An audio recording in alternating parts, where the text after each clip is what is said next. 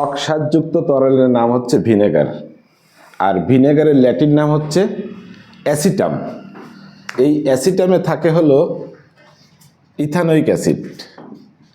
অ্যাসিটামে থাকে হলো ethanoic acid.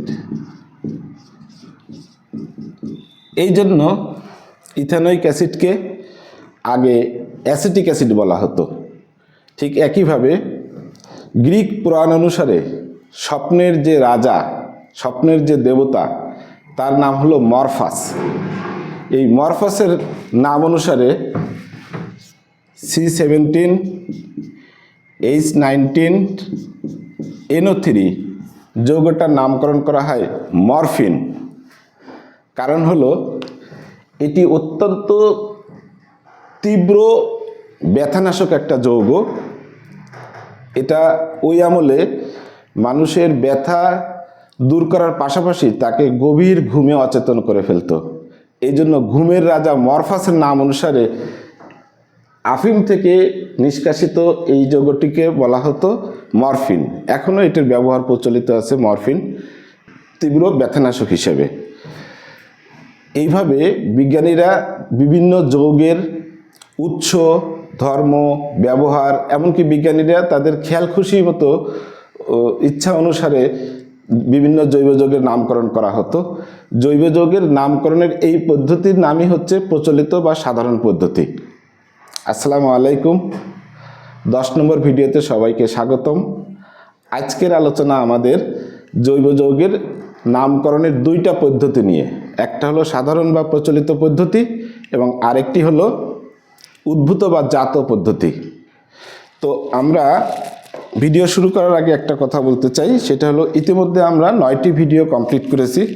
তোমরা যারা 9টি ভিডিও দেখেছো এবং এই বইয়ের 38 পৃষ্ঠা পর্যন্ত পড়েছো, তাদের জন্য একটা ছোট্ট হোমওয়ার্ক, সেটা হলো 39, 40 এবং 41 পৃষ্ঠায় 51টা এমসিকিউ দেওয়া আছে। আশা করি তোমরা এই সব কয়টি এমসিকিউ অত্যন্ত সুন্দরভাবে সঠিক উত্তর দিতে পারবে সহজে। তো চলো আর দেরি না করে আমরা শুরু করি 10 নম্বর ভিডিওর ক্লাস, জৈব যৌগের সাধারণ পদ্ধতি এবং উদ্ভূত পদ্ধতিতে নামকরণ। এই 2 পদ্ধতির নামকরণ নিয়ে স্টুডেন্টের ভিতরে কিন্তু একটু ঝামেলা আছে। মানে অনেকে এটা ভালো করে বই থেকে পড়ে না এবং এর অ্যাভেলেবেল ভিডিও নাই। তো আমি চিন্তা করলাম যে যেহেতু এটা অ্যাডমিশন টেস্টের জন্য অনেক গুরুত্বপূর্ণ, এর জন্য শুধুমাত্র এই 2টা পদ্ধতির উপরে একটা ক্লাস নেওয়া দরকার। এর পরে ক্লাসটা হবে ইনশাল্লাহ জেনেভা পদ্ধতি বা ইউপ্যাক পদ্ধতিতে নামকরণ। তো প্রচলিত পদ্ধতিতে আমরা 10টি সমগোত্র শ্রেণীর কয়েকটি যৌগের নাম নিয়ে কথা বলবো। যেমন 1 নম্বর হচ্ছে সম্পৃক্ত হাইড্রোকার্বন। সম্পৃক্ত হাইড্রোকার্বন, যাকে আমরা এখন অ্যালকেন নামে বলি, অ্যালকেন নামে চিনি, তাই না? তো এই সম্পৃক্ত হাইড্রোকার্বনের প্রথম 4টি যৌগ মিথেন, ইথেন, প্রোপেন, বিউটেন, এদেরকে সমসংখ্যক অ্যালকোহলের নাম থেকে নামকরণ করা হয়েছিল, কারণ অ্যালকোহলগুলি আগে আবিষ্কৃত হয়েছিল। যেমন মিথাইল অ্যালকোহল থেকে মিথেনের নামকরণ করা হয়েছে, ইথাইল অ্যালকোহল থেকে ইথেনের নামকরণ করা হয়েছে, প্রোপাইল অ্যালকোহল থেকে প্রোপেনের নাম এবং বিউটাইল অ্যালকোহল থেকে বিউটেনের নামকরণ করা হয়েছে।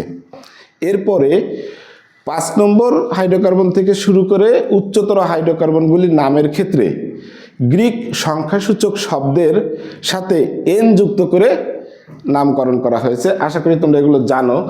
যেমন যদি কোনো হাইড্রোকার্বনে 5টি কার্বন থাকে, তাহলে ওই যৌগটার নাম করা হয়েছে পেন্ট। এর সাথে যুক্ত করা হয়েছে ANE অর্থাৎ পেন্টেন। পেন্টের সাথে ANE যুক্ত করে পেন্টেন। একইভাবে হেক্সের সাথে ANE যুক্ত করে হেক্সেন, হেপ্টের সাথে ANE যুক্ত করে হেপ্টেন। এইভাবে হাইড্রোকার্বনের সরল শিকলগুলির নামকরণ করা হয়েছে। এরপরে যখন সরল শিকলের পাশাপাশি শাখায়িত শিকল তৈরি হলো বা আবিষ্কার হতে থাকলো, তখন আবার এই হাইড্রোকার্বনগুলির ক্ষেত্রে তিনটা হাইড্রোকার্বনগুলির ক্ষেত্রে একটা নতুন নিয়ম চালু করা হলো, সেটা হলো হাইড্রোকার্বনগুলির নামের পূর্বে এন, আইসো এবং নিও এর ব্যবহার। এ সম্পর্কে আমরা আগের ভিডিওতে বলেছি, তারপরেও এখানে অত্যন্ত সংক্ষেপে বলবো। সেটি হলো সরল শিকলযুক্ত যে হাইড্রোকার্বন তার নামের পূর্বে এন ব্যবহার করা হয়। যেমন মনে করো এটি একটি সরল শিকলযুক্ত যৌগ, কারণ এখানে কোনো পার্শ্ব শিকল নাই, এই জন্য এর নাম হবে এন পেন্টেন। N pentane. যদি এই শিকলের শাখায়িত হাইড্রোকার্বনের প্রান্তের দিকে 3টি কার্বনের শিকল থাকে, অর্থাৎ একটি কার্বন ঝুলানো থাকে, অথবা আরও সহজভাবে বললে যদি কোনো হাইড্রোকার্বনে একটি 3 ডিগ্রি কার্বন থাকে, তখন এই যৌগটাকে বলা হবে আইসো যৌগ।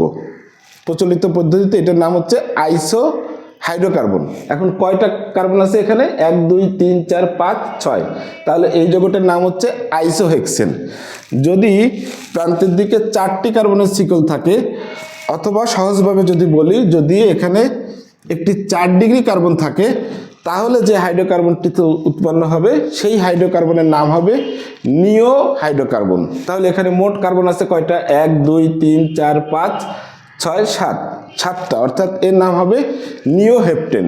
এই হলো সম্পৃক্ত হাইড্রোকার্বনের প্রচলিত নামকরণের সিস্টেম। এবার আমরা যাচ্ছি অ্যালকিন, অর্থাৎ কার্বন কার্বন দ্বিবন্ধনযুক্ত হাইড্রোকার্বন। কার্বন কার্বন দ্বিবন্ধনযুক্ত হাইড্রোকার্বনের প্রথম যৌগটির নাম হচ্ছে ইথিলিন। 2 নম্বর হচ্ছে কার্বন কার্বন দ্বিবন্ধনযুক্ত যৌগ। হ্যাঁ, কার্বন কার্বন দ্বিবন্ধনযুক্ত যৌগ। এর প্রথম যৌগটির নাম হচ্ছে ইথিলিন। দ্বিতীয় যৌগটির নাম হচ্ছে প্রোপিলিন। তৃতীয় যৌগটির নাম হচ্ছে বিউটিলিন। আমরা এখন প্রচলিত পদ্ধতিতে নাম বলছি, এগুলোর আবার ইউপ্যাক নাম পরবর্তীতে আমরা আলোচনা করব। তাহলে কার্বন কার্বন দ্বিবন্ধনযুক্ত হাইড্রোকার্বনের প্রচলিত নামগুলো কি কি? ইথিলিন, প্রোপিলিন, বিউটিলিন, পেন্টিলিন, এইভাবে, এতটুকুই। হ্যাঁ, অর্থাৎ প্রত্যেকটা যৌগের সাথে ইলিন যুক্ত হবে। ইথিলিন, প্রোপিলিন, বিউটিলিন, পেন্টিলিন, এরকম। এরপরে আমাদের 3 নম্বর যেটা সমগোত্র শ্রেণী, সেটা হলো 3 নম্বর সমগোত্র শ্রেণীটা হলো কার্বন কার্বন ট্রিপল বন্ড, অর্থাৎ অ্যালকাইন শ্রেণীর। অ্যালকাইন সমগোত্র শ্রেণীর সদস্যদের প্রচলিত নাম কি ছিল বা কিভাবে নামকরণ করা হয়েছিল, যেগুলো এখনও কিছু কিছু প্রচলিত আছে। যেমন প্রথম সদস্য হলো অ্যাসিটিলিন, দ্বিতীয় সদস্য হলো মিথাইল অ্যাসিটিলিন, তৃতীয় সদস্য হলো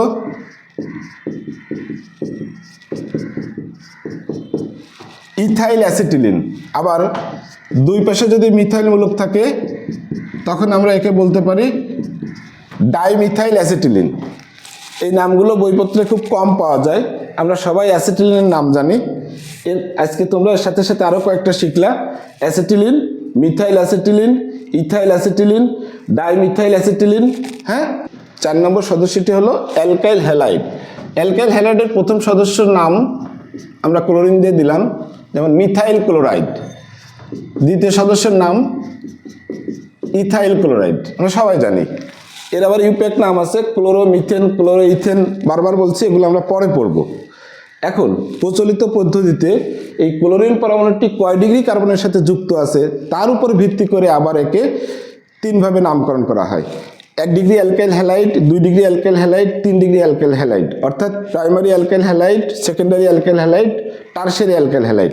যেমন ধরো, যদি ক্লোরিন পরমাণুটি 1 ডিগ্রি কার্বনের সাথে যুক্ত থাকে, তাহলে যে অ্যালকাইল হ্যালাইডটি, যে অ্যালকাইল ক্লোরাইডটি তৈরি হবে তাকে বলা হবে 1 ডিগ্রি অ্যালকাইল ক্লোরাইড। যেমন এটার নাম হচ্ছে 1 ডিগ্রি প্রোপাইল ক্লোরাইড। এটার নাম হচ্ছে 1 ডিগ্রি প্রোপাইল ক্লোরাইড। আবার এই ক্লোরিন পরমাণুটি যদি 2 ডিগ্রি কার্বনের সাথে যুক্ত থাকে, তখন আমরা তাকে বলবো সেকেন্ডারি প্রোপাইল ক্লোরাইড। যেমন এই ক্লোরিন পরমাণুটি এখানে 2 ডিগ্রি কার্বনের সাথে যুক্ত, সেজন্য এর নাম হচ্ছে সেকেন্ডারি বা 2 ডিগ্রি প্রোপাইল ক্লোরাইড। ক্লোরিন পরমাণুটি যদি 3 ডিগ্রি কার্বনের সাথে যুক্ত থাকে, যেমন এই হলো একটা 3 ডিগ্রি কার্বন, এই 3 ডিগ্রি কার্বনের সাথে যদি ক্লোরিন পরমাণু যুক্ত থাকে, তখন একে বলা হবে কি 3 ডিগ্রি বা টারশিয়ারি বিউটাইল ক্লোরাইড। বিউটাইল বলা হচ্ছে কেন নিশ্চয়ই জানো যারা ইতিমধ্যে আগের ভিডিওগুলো দেখেছো, এখানে 4টি কার্বন রয়েছে, যেন একে বিউটাইল মূলক বলা হবে। তাহলে টারশিয়ারি বা 3 ডিগ্রি বিউটাইল ক্লোরাইড। ওকে, এই অ্যালকাইল হ্যালাইডগুলির নাম যেভাবে করা হলো, অ্যালকোহলগুলোর নাম একদম সেম টাইপের, শুধু ক্লোরিনের জায়গায় ওএইচ অর্থাৎ হাইড্রক্সিল মূলক বসাই দিব। যেমন একবার তোমাদেরকে দেখাই দিই, এই সমস্ত ক্লোরিনগুলো মুছে আমরা এখানে কি করে দিব, ওএইচ যুক্ত করে দেব। তাহলে আমরা এটা চলে আসলো আমাদের 5 নম্বর সমগোত্র শ্রেণী, এই যৌগগুলির প্রচলিত নাম। যেমন মিথাইলের সাথে যদি ওএইচ থাকে তাহলে একে বলা হবে মিথাইল অ্যালকোহল, ইথাইলের সাথে যদি ওএইচ থাকে তাহলে একে বলা হবে ইথাইল অ্যালকোহল। প্রোপাইলের সাথে যদি ওএইচ থাকে তখন আবার দুইটা ঘটনা ঘটবে, একটা হলো এটা 1 ডিগ্রি প্রোপাইল অ্যালকোহল বা প্রাইমারি প্রোপাইল অ্যালকোহল। যদি 2 ডিগ্রি কার্বনের সাথে ওএইচ থাকে তাহলে এটাকে বলা হবে 2 ডিগ্রি প্রোপাইল অ্যালকোহল বা সেকেন্ডারি প্রোপাইল অ্যালকোহল। আর 3 ডিগ্রি কার্বনের সাথে যদি ওএইচ থাকে তাহলে একে বলবো 3 ডিগ্রি বিউটাইল অ্যালকোহল অথবা টারশিয়ারি বিউটাইল অ্যালকোহল। আশা করি ব্যাপারটা বুঝতে পেরেছো। এই হলো আমাদের 5 নম্বর সমগোত্র শ্রেণী। এবার আসছি আমরা 6 নম্বর সমগোত্র শ্রেণী। 6 নম্বর সমগোত্র শ্রেণী হচ্ছে কিটোন। কিটোন মূলকটা কি মনে আছে তোমাদের ইতিমধ্যে? যেহেতু কার্যকরী মূলকের ক্লাস হয়ে গেছে, সুতরাং এটা হচ্ছে কিটোন মূলক। কিটোন মূলকের দুই পাশে যদি অ্যালকাইল মূলক থাকে বা থাকবে অবশ্যই, তাহলে এর নাম হবে ডাইমিথাইল কিটোন।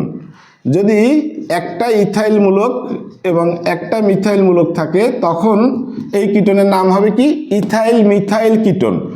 যদি দুই পাশেই ইথাইল মূলক থাকে তখন এর নাম কি হবে, তখন এর নাম হবে ডাই ইথাইল কিটোন।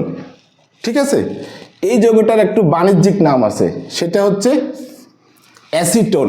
হ্যাঁ, এটা মনে রাখো, এই যৌগটার একটা বাণিজ্যিক নাম হলো অ্যাসিটোন।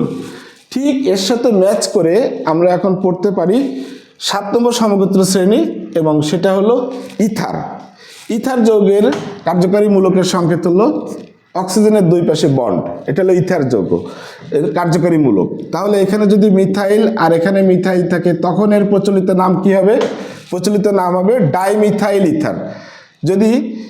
যদি এখানে আমরা ইথাইল লাগাই দিই অর্থাৎ C2H5, বারবার লিখছি না, তাহলে নাম কি হবে? Ethyl methyl ether.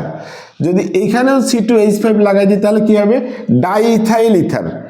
যদি এখানে আমরা C3H7 দিই তাহলে কি হবে? Ethyl propyl ether. এই হলো ইথাইল যৌগগুলির প্রচলিত নাম। এখন আমরা চলে যাচ্ছি অ্যালডিহাইডে। অ্যালডিহাইডের ক্ষেত্রে কয়েকটি যৌগের নাম একটু পিকুলিয়ার আছে, একটু দেখবা। 7 নম্বর সমগোত্র শ্রেণীতে যাচ্ছি আমরা এখন, সেটা হলো অ্যালডিহাইড। এটা কি 7 নম্বর নাকি 8 নম্বর? আচ্ছা যাই হোক, এবার আমরা যাচ্ছি হলো অ্যালডিহাইডে। অ্যালডিহাইড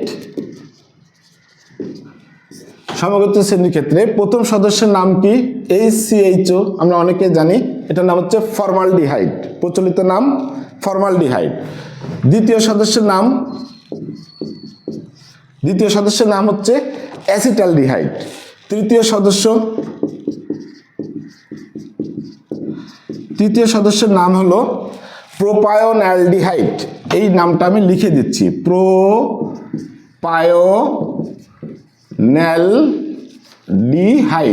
প্রোপায়োনালডিহাইড। ওকে, প্রোপায়োনালডিহাইড। চতুর্থ সদস্যের নাম কি হবে? চতুর্থ সদস্যের নাম হবে বিউটাইরালডিহাইড। বিউটাইরালডিহাইড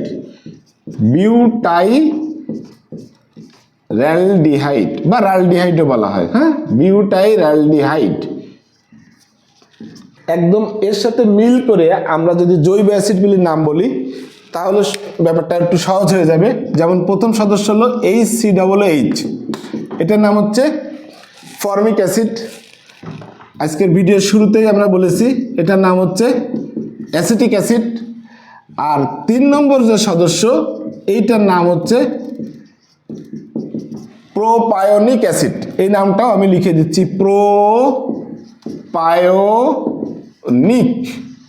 প্রোপায়োনিক অ্যাসিড। একটু ইউপ্যাক কথা মনে দিই, এটা ইউপ্যাকের কথা বলে দিই। এটা হলো ইউপ্যাক পদ্ধতির নাম কি? Propanoic acid. ইউপ্যাক পদ্ধতিতে প্রোপানোয়িক অ্যাসিড, আর প্রচলিত পদ্ধতিতে প্রোপায়নিক অ্যাসিড। প্রোপায়নিক অ্যাসিড, আশা করি বোঝা যাচ্ছে। আর চতুর্থ সদস্য যে, তার নামটাও আমাদের লিখে দিতে হবে, কারণ এটাও একটু অন্যরকম। এটার নাম কি? এই যে বিউটারঅ্যালডিহাইডের সাথে মিল করে বিউটাইরিক অ্যাসিড। Butyric acid. আর এর ইউপ্যাক নামটা যেন কি? Butanoic acid. আমরা আগে শিখেছি বিউটানোয়িক অ্যাসিড ইউপ্যাক নাম, আর প্রচলিত পদ্ধতির নাম হলো বিউটাইরিক অ্যাসিড। ঠিক আছে, এখন আমরা যাব জৈব অ্যাসিডের কয়েকটা জাতকের নাম। যেমন ধরো ইথানোয়িক অ্যাসিড। হ্যাঁ, এই ইথানোয়িক অ্যাসিডের ওএইচ মূলকটার পরিবর্তে আমি এখন কয়েকটা মূলক নিয়ে আসবো এবং তাদের নাম বলবো। যেমন ধরো CH3CO, এখানে যদি আমরা Cl নিয়ে আসি, এটার প্রচলিত নাম হলো অ্যাসিটাইল ক্লোরাইড। যদি CH3CO এর সাথে NH2 থাকে তাহলে এটার প্রচলিত নাম হলো অ্যাসিটামাইড। যদি CH3CO এর সাথে OC2H5 অর্থাৎ এস্টার হয়, এস্টারের প্রচলিত নাম হলো ইথাইল অ্যাসিটেট। এরপরে হলো CH3CO ও COCH3 অর্থাৎ এটি একটি অ্যানহাইড্রাইড। অ্যানহাইড্রাইডের প্রচলিত নাম হলো অ্যাসিটিক অ্যানহাইড্রাইড। অ্যাসিটিক অ্যাসিড থেকে যেহেতু এটা আসছে সেজন্য অ্যাসিটিক অ্যানহাইড্রাইড। এরপরে লাস্ট যেটা আসতেছে আমাদের অ্যামিন। অ্যামিন যৌগের প্রচলিত নাম কেমন? যেমন প্রথমটা নাম হচ্ছে কি? Methyl amine. দ্বিতীয়টার নাম হচ্ছে ইথাইল অ্যামিন। Ethyl amine. এই অ্যামিনের ক্ষেত্রে আবার নাইট্রোজেনের সাথে কয়টা অ্যালকাইল যুক্ত আছে তার উপর ভিত্তি করে আমরা একে আবার ক্লাসিফাইড করব, অর্থাৎ 1 degree amine, 2 degree amine, 3 degree amine. যেমন এখানে অ্যামিনো মূলকের সাথে একটা অ্যালকাইল মূলক যুক্ত আছে, এই জন্য এই দুটোই হচ্ছে 1 ডিগ্রি অ্যামিন। যদি অ্যামিনো মূলকের সাথে অর্থাৎ NH এর সাথে যদি 2টা অ্যালকাইল মূলক থাকে, যেমন 2টা মিথাইল মূলক থাকলো, তাহলে এর নাম হলো ডাইমিথাইল অ্যামিন। প্রচলিত নাম এই ডাইমিথাইল অ্যামিনটা হচ্ছে একটা 2 ডিগ্রি অ্যামিন। যদি আমি এখানে C2H5 করি তাহলে এটা হয়ে যাবে ইথাইল মিথাইল অ্যামিন। এটি একটি 2 ডিগ্রি অ্যামিন। যদি এখানেও আমরা ইথাইল মূলক করি তাহলে কি হয়ে যাবে? Diethyl amine. ডাইইথাইল অ্যামিন একটি 2 ডিগ্রি অ্যামিন। এটা হলো অ্যামিনের 2 ডিগ্রি অ্যামিনের মানে অ্যামিনের প্রচলিত নাম। আশা করি বুঝতে পেরেছো। যদি নাইট্রোজেনের সাথে 3টা অ্যালকাইল মূলক থাকে, যেমন ধরো এই যে এরকম, তখন এটাকে বলা হবে 3 ডিগ্রি অ্যামিন। তাহলে এর নাম কি হবে? Trimethyl amine. ট্রাইমিথাইল অ্যামিন একটি 3 ডিগ্রি অ্যামিন। এই 3টি মিথাইল মূলকের ভিতরে একটাকে যদি আমি ইথাইল করে দিই, বাকি 2টা মিথাইল রাখি, তখন এর নাম কি হবে? Ethyl dimethyl amine. 3 degree amine. Ethyl dimethyl amine একটি 3 ডিগ্রি অ্যামিন। আবার 2টা ইথাইল মূলক আর একটা মিথাইল রাখলাম, তাহলে কি হবে? তাহলে হবে ডাইইথাইল মিথাইল অ্যামিন। যদি নাইট্রোজেনের সাথে 3টা ফিনাইল মূলক অর্থাৎ তোমার বেনজিন মূলক থাকে, ফিনাইল মূলককে সংক্ষেপে PH দিয়ে প্রকাশ করা যেতে পারে, তখন এটাও একটা 3 ডিগ্রি অ্যামিনের সংকেত এবং এর নাম হবে ট্রাইফিনাইল অ্যামিন। ট্রাইফিনাইল অ্যামিন। আশা করি বুঝতে পেরেছো। এই হলো আমাদের 10টা সমগোত্র শ্রেণীর কয়েকটি সদস্যের প্রচলিত নাম। এই নামগুলো একটু ভালো করে মনে রাখো, তাহলে তোমাদের বিভিন্ন MCQ প্রশ্নোত্তর অ্যাডমিশন টেস্টে ইনশাল্লাহ কাজে লাগবে এবং ইউপ্যাক নামগুলো তোমার কাছে সহজ হয়ে যাবে। এবার আমরা যাচ্ছি জাত প্রণালীতে মাত্র 2টা সমগোত্র শ্রেণীর কয়েকটা যৌগ নিয়ে কথা বলবো। যেমন জাত প্রণালী বা উদ্ভূত প্রণালী হচ্ছে মূলত মিথেনকে ধরা হয় প্রধান যৌগ বা মাতৃ যৌগ বলা হবে। এই মিথেনের একটা হাইড্রোজেন পরমাণুকে অপসারণ করে যে মূলকটা তৈরি হলো অর্থাৎ মিথাইল মূলক, এর সাথে যদি আমরা আরেকটা মিথাইল মূলক যুক্ত করি, তখন জাত প্রণালীতে এই যৌগটার নাম হবে মিথাইল মিথেন। একটা কথা বলে দিই, জাত প্রণালীতে প্রত্যেকটা যৌগের নামের শেষে মিথেন কথাটা আসবে। অর্থাৎ এই মিথেনের হাইড্রোজেনের পরিবর্তে বিভিন্ন অ্যালকাইল মূলক যুক্ত হবে এবং ওই অ্যালকাইল মূলকের নাম উচ্চারণ করে মিথেন দিয়ে শেষ করতে হবে। যেমন এটার নাম হচ্ছে মিথাইল মিথেন। আরেকটা দেখো, তাহলে আরও সহজ হবে। যেমন মিথেন থেকে আমি যদি 2টা হাইড্রোজেন পরমাণুকে অপসারণ করি, তাহলে এই মূলকটা তৈরি হচ্ছে। এখন এই মূলকের 2 পাশে যদি আমি 2টা মিথাইল মূলক লাগাই দিই, তখন এর নাম হবে ডাইমিথাইল মিথেন। ডাইমিথাইল মিথেন, তাই না? এগুলোকে আমরা আবার ইউপ্যাকে জানি যে এটা নাম হচ্ছে ইথেন, এটা নাম হচ্ছে প্রোপেন, সবাই জানে। বাট যদি তোমার পরীক্ষায় আসে যে এই যৌগটা জাত প্রণালীতে নাম লিখো, তখন তোমার না জানা থাকলে তুমি অবশ্যই পারবা না, কারণ তুমি এটা প্রোপেন হিসেবে চিনো, কিন্তু জাত প্রণালীতে এটার নাম হচ্ছে ডাইমিথাইল মিথেন, ডাইমিথাইল মিথেন। একইভাবে আমরা যদি এখানে থেকে একটা হাইড্রোজেন পরমাণু অপসারণ করে আরেকটা মিথাইলমূলক যুক্ত করে দিই, তাহলে এর নাম কি হয়ে যাবে? এর নাম হবে ট্রাইমিথাইল মিথেন। একটু আগে আমরা এটাকে কি শিখেছি? এটা হচ্ছে একটা আইসো যৌগ, তাই না? একটা কার্বন পরমাণু ঝুলানো আছে, সেই হিসাবে এটার নাম হওয়া উচিত ছিল কি প্রচলিত পদ্ধতিতে? এটার নাম কি ছিল? এটার নাম ছিল হলো আইসোবিউটেন।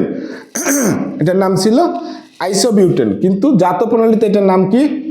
জাত প্রণালীতে নাম হচ্ছে ট্রাইমিথাইল মিথেন। ঠিক একইভাবে আমরা যদি এই হাইড্রোজেনটাকেও অপসারণ করে এখানে যদি আরেকটা মিথাইলমূলক যুক্ত করি, তাহলে প্রথমে আমাকে বলো এটার প্রচলিত পদ্ধতিতে নাম কি ছিল? প্রচলিত পদ্ধতিতে নাম হলো নিওপেন্টেন, নিওপেন্টেন। আর জাত প্রণালীতে এটার নাম কি হবে? টেট্রামিথাইল মিথেন, টেট্রামিথাইল মিথেন। লাস্ট সমগোত্র শ্রেণীর তা হলো অ্যালকোহল। অ্যালকোহলের জাত প্রণালীতে মিথানল অর্থাৎ মিথাইল অ্যালকোহলকে ধরা হয় হচ্ছে কার্বিনল হিসেবে। এটা হলো মাতৃযৌগ, কার্বিনল বলা হবে। এখন এই মিথাইলমূলক থেকে হাইড্রোজেন পরমাণুকে অপসারিত করে এখানে যদি আমরা অ্যালকাইলমূলক যুক্ত করি, তাহলে বিভিন্ন যৌগ উৎপন্ন হবে, অ্যালকোহল উৎপন্ন হবে, যাদের জাত প্রণালীতে নাম হবে প্রথমে অ্যালকাইল মূলকের নাম, তারপরে হচ্ছে কার্বিনল হিসেবে শেষ করতে হবে। যেমন ধরো এখান থেকে একটা হাইড্রোজেন অপসারিত করলে কি মূলক তৈরি হবে? এই ধরনের মূলক, তাই না? এখন এইখানে যদি আমি একটা মিথাইল মূলক যুক্ত করি, তাহলে নাম কি হবে? Methyl carbinol, methyl carbinol. যদি এখান থেকে আরও একটা হাইড্রোজেন পরমাণু অপসারিত করে এখানে আরেকটা মিথাইল মূলক যুক্ত করে দিই, তাহলে এই যৌগটার নাম কি হবে? Dimethyl carbinol. যদি আরও একটা হাইড্রোজেন পরমাণুকে অপসারিত করে আরেকটা মিথাইল মূলক যুক্ত করে দিই, তাহলে এটার নাম কি হবে? Trimethyl carbinol. যদি এই শিকলটাকে লম্বা করে এখানে ইয়ে করে দিই, বাড়ায় দিই, তখন এটার নাম কি হবে? Ethyl dimethyl carbinol. এই ছিল মোটামুটি আমাদের প্রচলিত এবং উদ্ভূত প্রণালীতে নামকরণের ক্লাস। তো ঠিক আছে, আজকে এই পর্যন্ত। থ্যাংক ইউ, আল্লাহ হাফেজ, আসসালামু আলাইকুম। দেখা হবে ইনশাল্লাহ নেক্সট ভিডিওতে।